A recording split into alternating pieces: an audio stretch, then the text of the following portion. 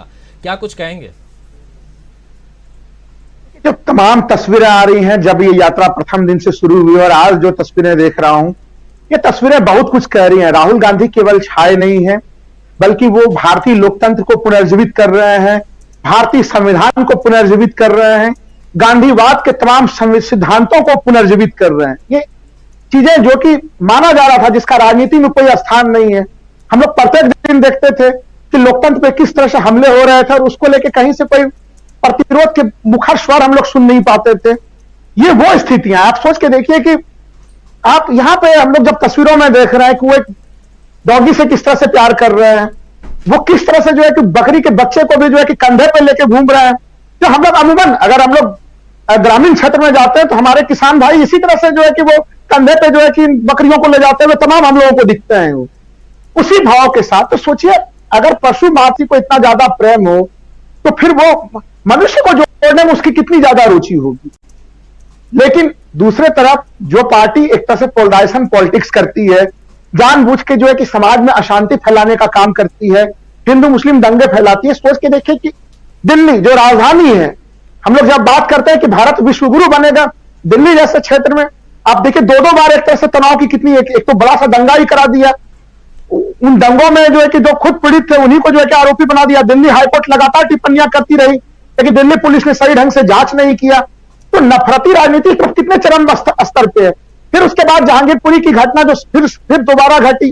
तो आप दिल्ली जैसे जगह को, जो कि आपके देश का राजधानी है, पूरे दुनिया की जहां पे पैनी नजर होती है, आप वहां पर भी शांति की स्थिति नहीं रहने देना चाहते हैं, उसको भी पोलराइजेशन पॉलिटिक्स का आप गढ़ बनाते हैं।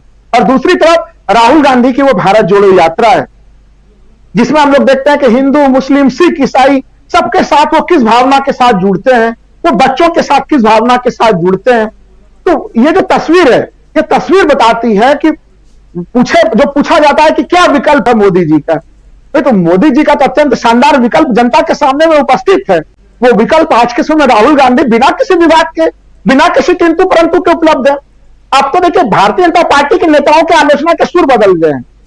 अब तो वो ये कहते हैं कि भाई इतनी भी नैतिकता की अच्छी चीज है क्या, तमाम अच्छाइयों को अपने पास रखने के ठेकेदारी के भारत एक तरह से कांग्रेस ने रख ली है अपने पास। ये आलोचना दबे पांव प्रत्यक्ष और अप्रत्यक्ष शब्दों में बीजेपी के कई सारे लोग ये आलोचना कर रहे हैं। क्योंकि अब राहुल गांधी के आलोचना के जो 3-4 बड़े बिंदु थे कि नहीं गांधी परिवार तो जो भी बनेगा अध्यक्ष वो गांधी परिवार अध्यक्ष बनेगा, कांग्रेस कभी चुनाव नहीं कराएगी। वहां पर हम लोग देख रहे हैं कि मल्लिकार्जुन खड़गे कितना शानदार ढंग से जो है कि वो अध्यक्ष पद पे बने हुए हैं। उन्होंने किस तरह से त्वरित तौर पर वो निर्णय ले रहे हैं, वो निर्णय भी दिख रहा है, उस निर्णय की छाप दिख रही है। और दूसरी स्थिति की राहुल गांधी सड़क पर नजर नहीं आते। अब वो इतने सड़क पर नजर आने लगे हैं कि बीजेपी के लोग टेंशन में आ गए क्या किया जाए। और उसमें ये सारे इस प्रकार के भावुक कर देने वाले क्षण, ये मैं बिल्कुल कहूंगा। आज मैं जा रहा था बाहर बाजार में, एक व्यक्ति बड़े ध्यान से बकरी वाले तस्वीर को ध्यान से बार बार चला के मोबाइल में देख रहे थे। मैंने उनसे पूछ ही दिया कि ये तस्वीर देख के आपको कैसा लग रहा है। उन्होंने बोला कि देखिए मैं मोदी जी का बड़ा कट्टर समर्थक हूं। मैं सोच रहा हूं कि क्या हमारे माननीय प्रधानमंत्री जी भी इस तरह से कभी बकरी को कंधे पर ले सकते हैं। तो मैंने पूछा क्या लग रहा था, आपका मन क्या कह रहा है। कह रहे नहीं वो तो ऐसा नहीं कर सकते। राहुल गांधी के बारे में कई सूचनाएं थी जो शायद हम लोगों को पता नहीं थी। मैं वोट चाहे उन्हें दूं या ना दूं, लेकिन वो हमें काफी अच्छे लगते हैं। मैं उनके लिए शिकायत के कोई शब्दों का प्रयोग अपने मुख से नहीं कर पाता हूं। वो एक अच्छे नेता है, अच्छे सभ्य परिवार में जन्म लिया है, अच्छे सुसंस्कारों से परिपूर्ण व्यक्ति है। ये प्रशंसा एक ऐसी व्यक्ति कर रहा था राजीव जी, जो जिनको मैं पहले से जानता हूं, बड़े कट्टर किस्म के वो मोदी भक्त हैं। तो अगर मोदी भक्त भी अगर राहुल गांधी के इन अच्छाइयों को स्वीकार कर रहे हैं, क्योंकि ये तस्वीरें हैं, हम लोग जानते हैं कि तस्वीरें खुद बोलती है। तो वो जो तमाम दृश्य है, मैंने लगा तो उनसे पूछ लिया क्या आपने क्या बच्चों के वो दृश्य देखा है जब वो बच्चों के जो है कि वो जूते बांधते हुए दिख रहे हैं तमाम दृश्य। बोले हाँ हमें काफी अच्छा लगा था वो दृश्य देख के। तो मैंने उससे पूछा कि लेकिन एनसीपीसीआर ने तुम्हें नोटिस भेज दिया था कि बच्चों का भारत जोड़ो यात्रा के अंतर्गत जो है कि शोषण किया जा रहा है।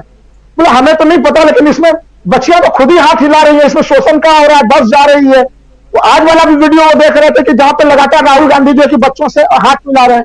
तो देखिए आप भ्रांति जो बनाते हैं, और वो भ्रांतियां तो बिल्कुल ऐसे टूट रही हैं कि वो टूट के जो एक तरह से देखिए एक बड़ा तंत्र था, पूंजीवादी व्यवस्था तंत्र के अंतर्गत देश के कुछ दिग्गज उद्योगपतियों को सहारा लेके देश के बड़े मीडिया हाउस को खरीद के बीजेपी ने बड़ी मेहनत से काफी बड़ी राशि खर्च करके राहुल गांधी की छवि को खराब करने का प्रयास किया था।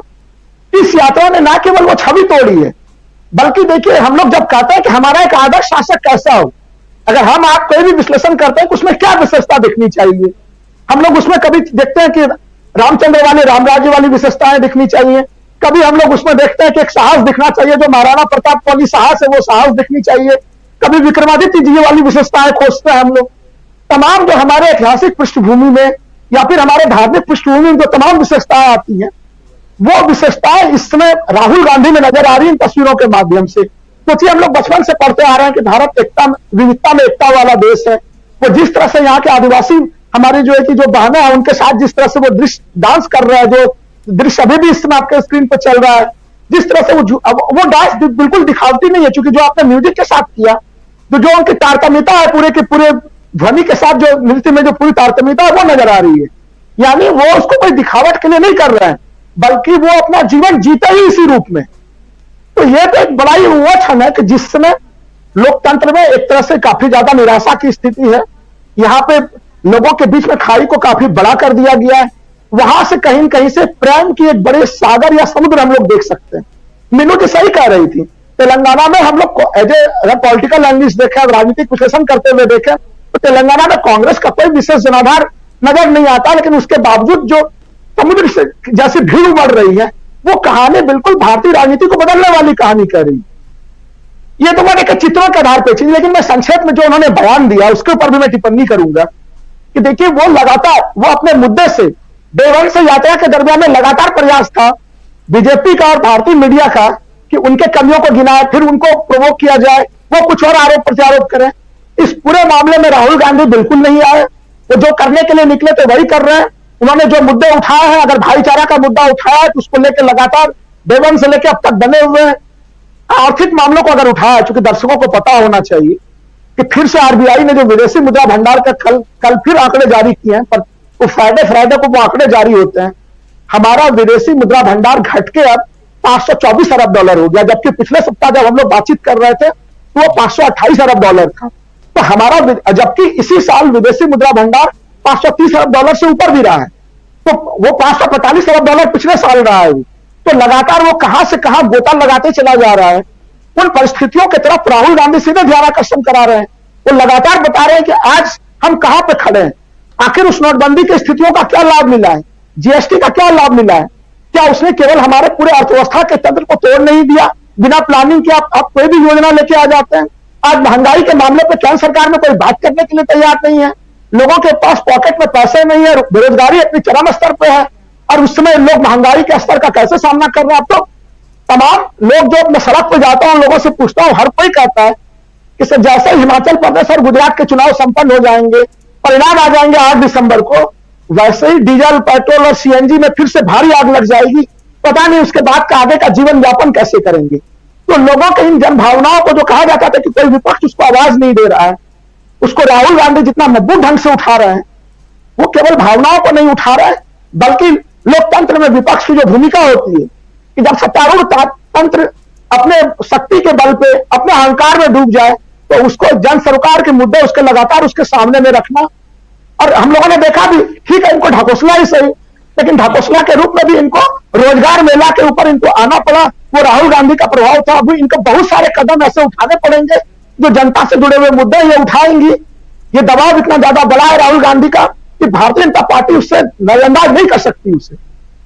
जी बिल्कुल। भारत